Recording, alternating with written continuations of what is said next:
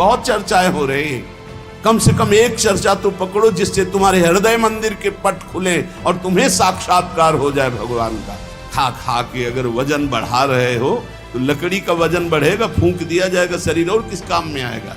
कोई रोग हो सकता है, कोई घटना घट सकती है, इसलिए सावधान, प्रमाद स्थिति नहीं, दीर्घ सूत्रता नहीं। अगर दिनचर्या में व्यवधान तो तुम्हारे जीवन में व्यवधान है, हटा दो, अपनी दिनचर्या में आओ। दिनचर्या ठीक होनी चाहिए। स्मार्ट, बड़े स्मार्ट बने हो, माया से थोड़ी तुम्हारी स्मार्ट गिरी चलेगी। बहुत बड़ा प्रभाव पड़ता है, आपको अनजाने में पतन के मार्ग में आपको ले जाएगा। यहां कह रहे हैं जो साधक भगवान के मार्ग में चल रहे हैं उनके लिए सावधानी की बातें हैं, बहुत सावधान होकर सुने और इनसे बचें।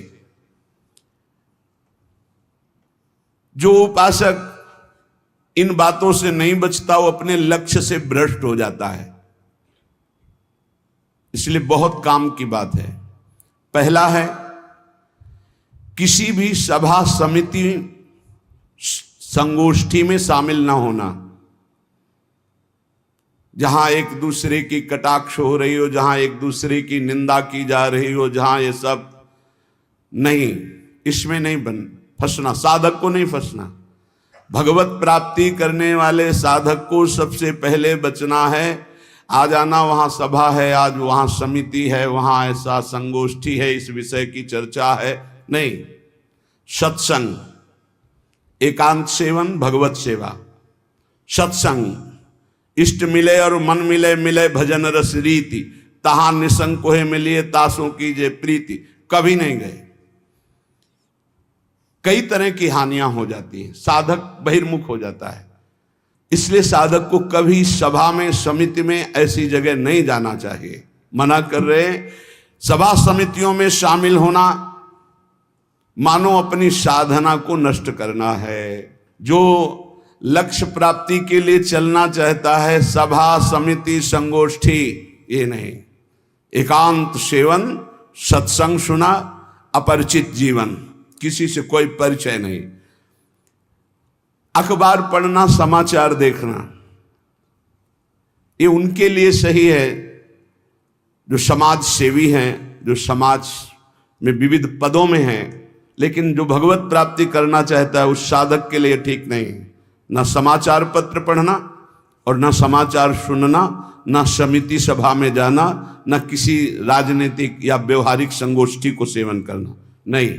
हम सबके हृदय में विराजमान उस परमात्म तत्व को जागृत करने के विषय में बोलते हैं।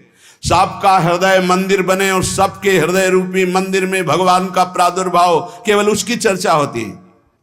जिस प्रभाव से अनंत जन्मों से हम भटक रहे हैं, उस माया की मलिनता का नाश करके सच्चिदानंद प्रभु में स्थित होने की चर्चा होती है। बहुत चर्चाएं हो रही हैं, कम से कम एक चर्चा तो पकड़ो जिससे तुम्हारे हृदय मंदिर के पट खुले और तुम्हें साक्षात्कार हो जाए भगवान का। जब तक हृदय मंदिर में भगवान प्रकाशित नहीं होंगे तब तक कुछ काम बनने वाला नहीं। तो सत्संग हृदय मंदिर के पट खोलता है, सत्संग ज्ञान चक्षु खोलता है, प्रेम नेत्र खोलता है।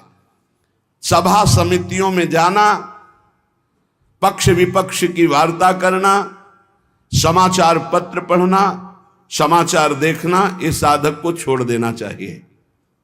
दूसरा, कोई भी मनुष्य तुम्हारे जीवन में विशेष अधिकार प्राप्त न कर पावे। कोई भी पूरी सृष्टि में विशेष अधिकार, अरे वो अपने हैं, तो फिर श्यामा श्याम तुम्हारे कैसे रहे? श्यामा श्याम तो तभी अपने माने जाएंगे जब कोई और अपना ना हो।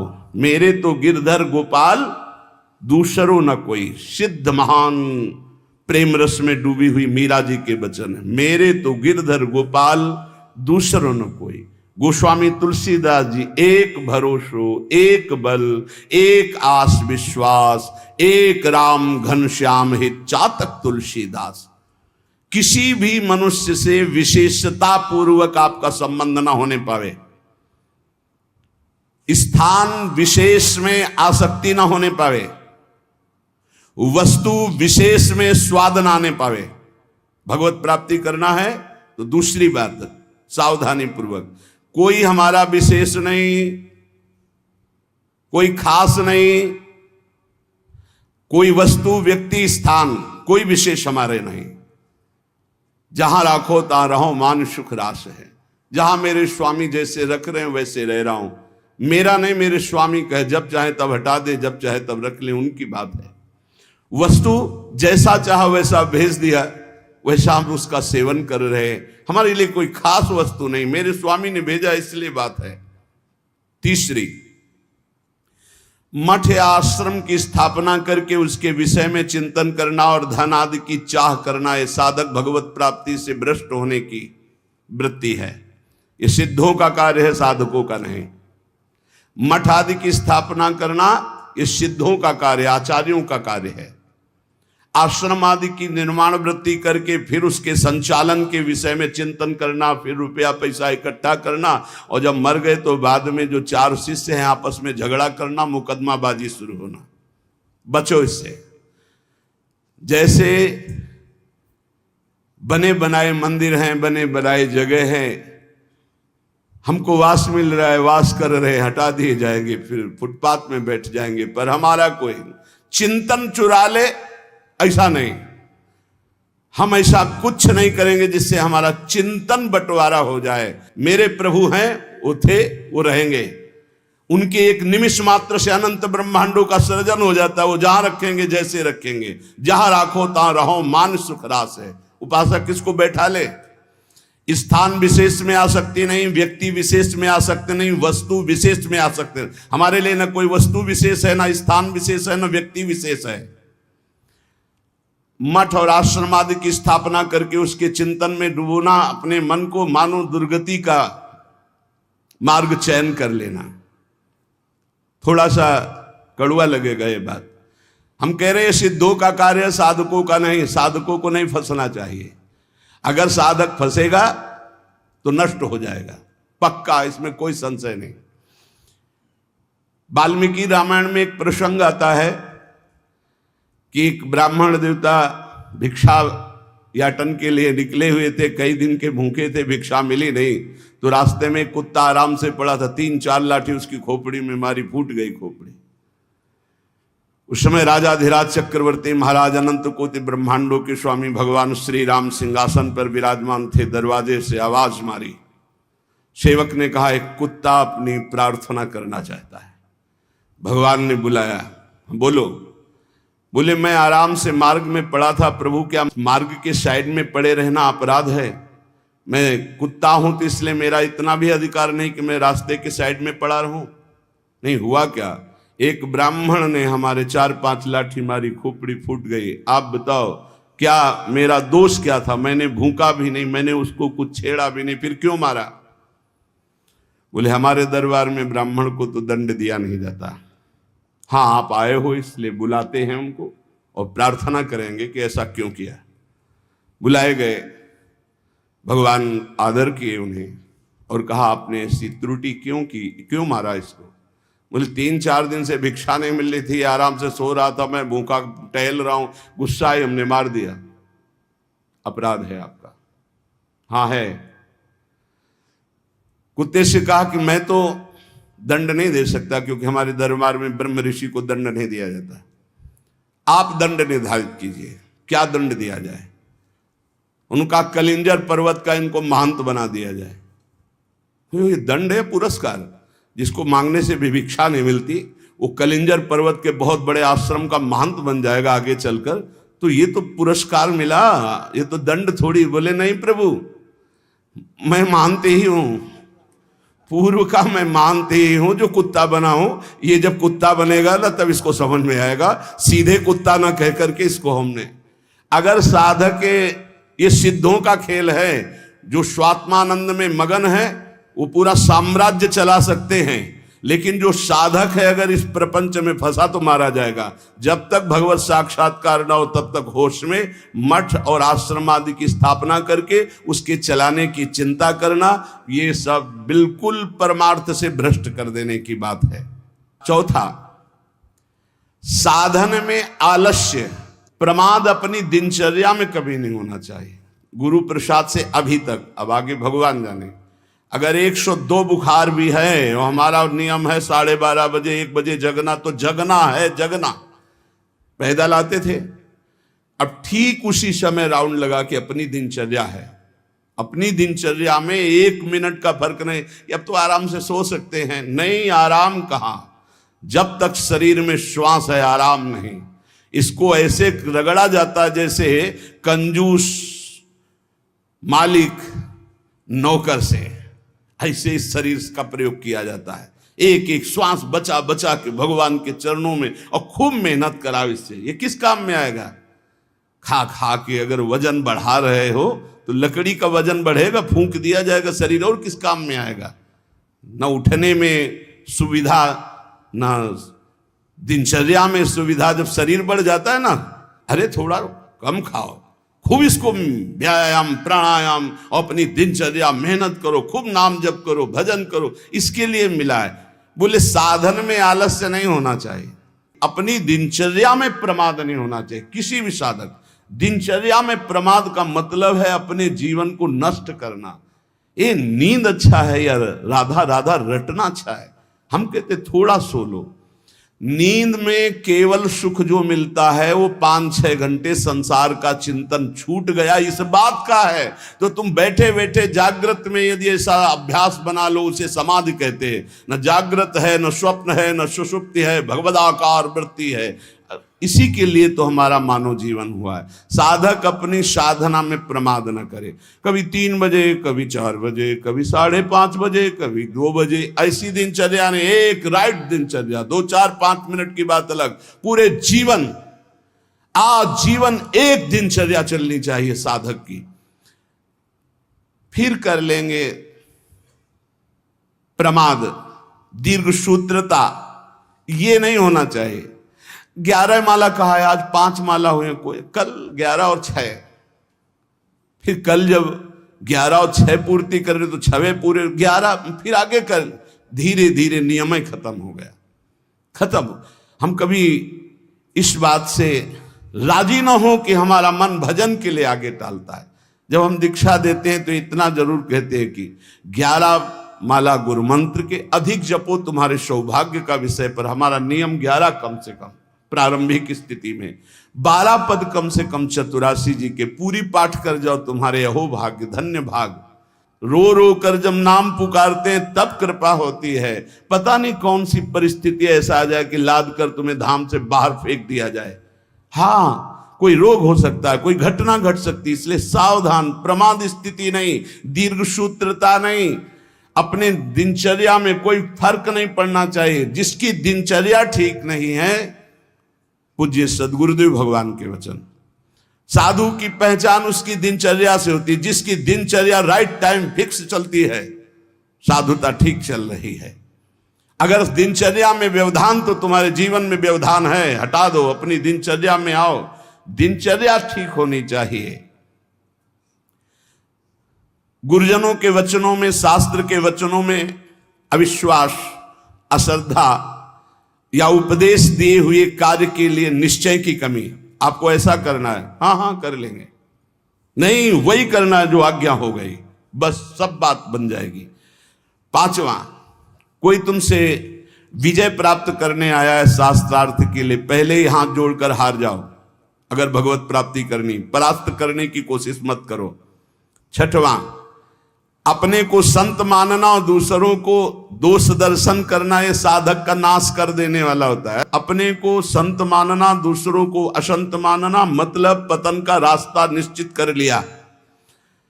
आचार्य चरण कह रहे, क्वा हम तुच्छा परम अधमा प्राण हो गर्ह कर्मा, कहा मैं तुच्छ अधम अपराध करने वाला। अपने को असंत और दूसरों को संत माने।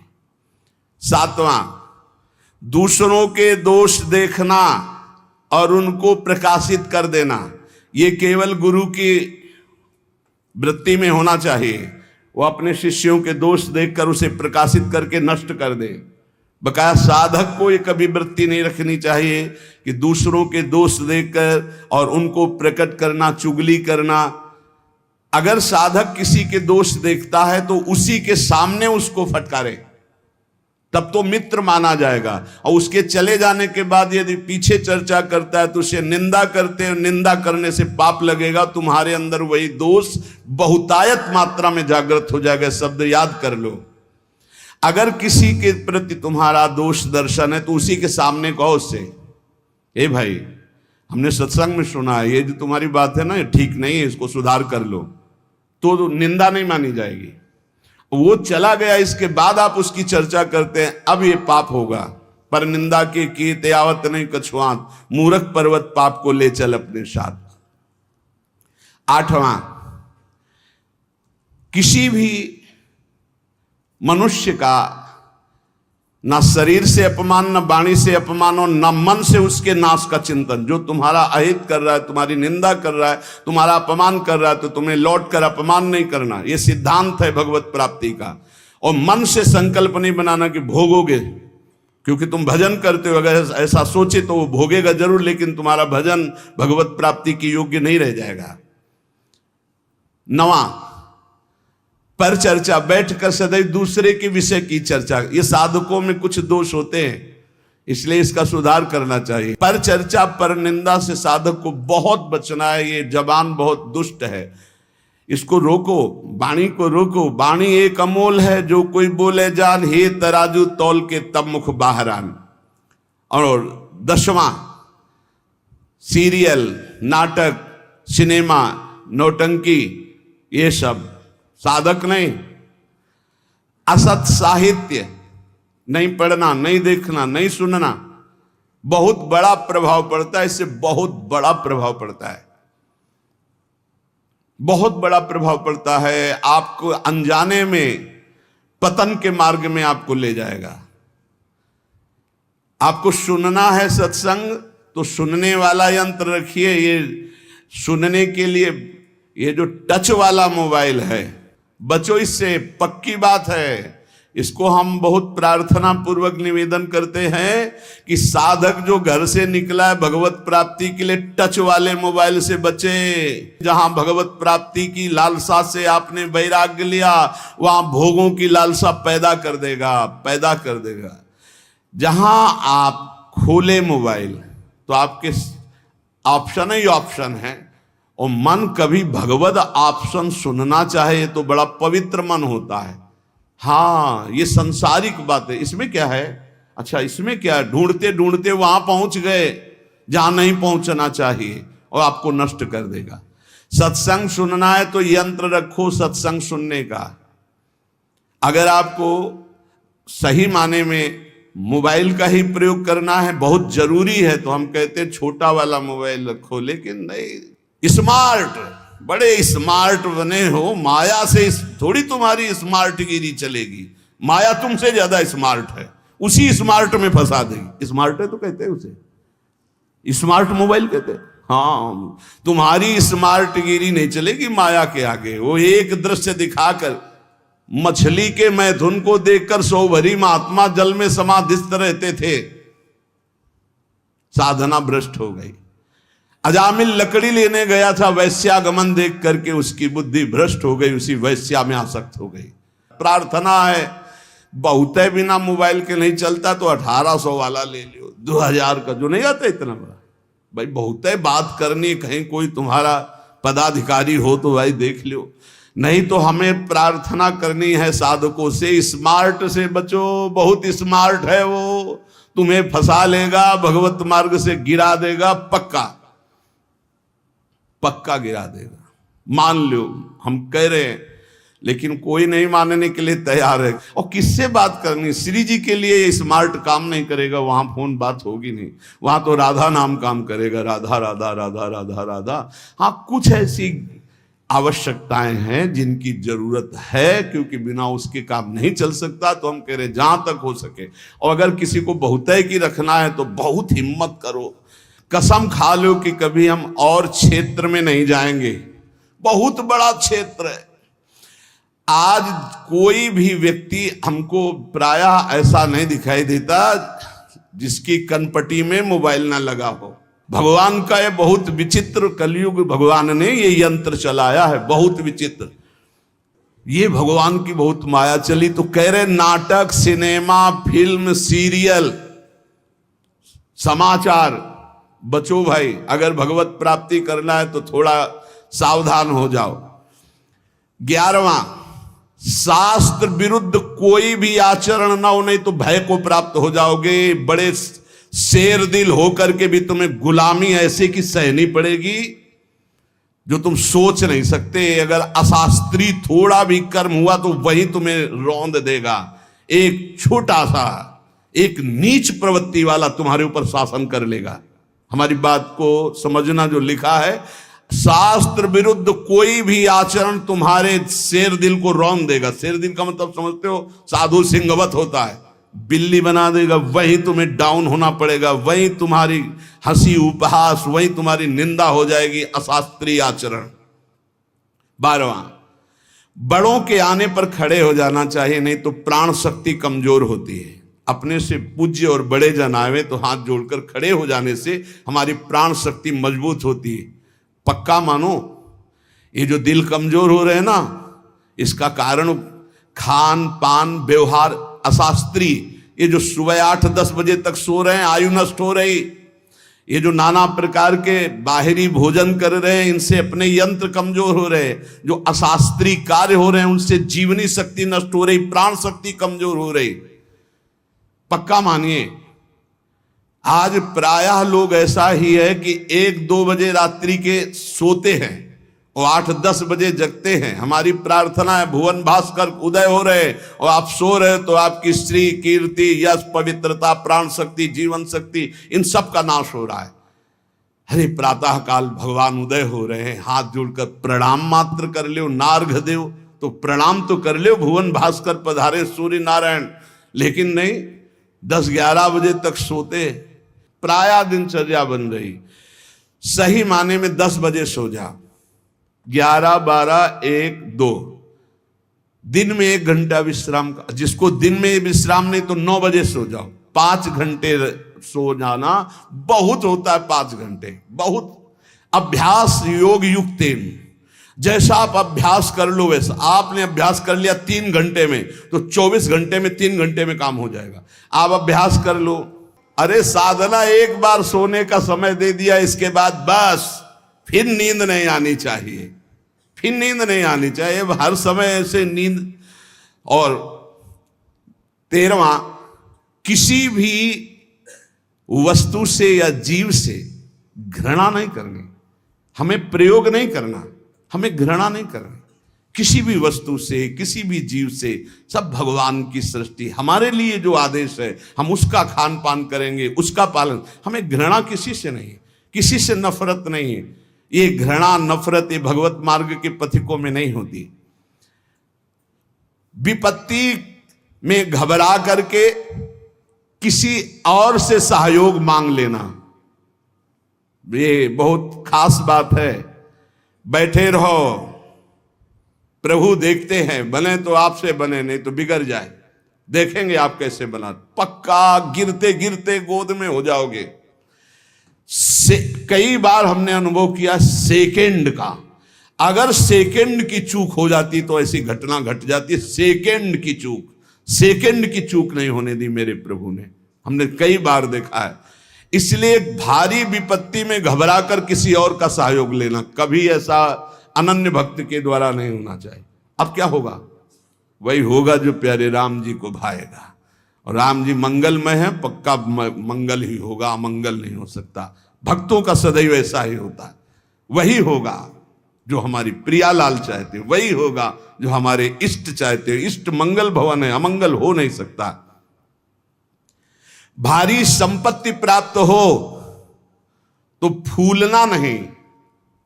अब तो वैसे सही बात देखो, जो भगवान का भजन करते हैं उनके लिए हर कोई वस्तु हर्ष वाली नहीं होती। किसी में हर्ष होता है, बहुत सी बढ़िया चीज मिल गई, बहुत सब, हर चीज नाशवान है। हर चीज, हर वस्तु, यहां जितना दुखालयम शाश्वतम नाशवान, यहां की कोई वस्तु हर्ष देने वाली है, सुख देने वाली है। प्रतिपल नष्ट हो रही, पर ज्ञान सही है नहीं है, इसलिए हम हर्षित हो जाते हैं कि हमको अमुक वस्तु मिल गई, अमुक व्यक्ति मिल गया, अमुक पदार्थ मिल गया। किसी भी कारणवश अकस्मात आपकी बात सिद्ध हो जाती है, जो आप कह दिए, तो आप उसके सिद्ध हो जाने पर जो आपने कहा, आपको दुख होना चाहिए। आपने जो चाहा वो हो गया, आपने जो मांगा वो हो गया, आपने जो कहा वो हो गया, तो आपको दुख मानना चाहिए। नहीं नहीं, ये अगर बात मेरे अंदर आ गई तो मैं भगवत प्राप्ति नहीं कर पाऊंगा, इस बात का दुख होना चाहिए।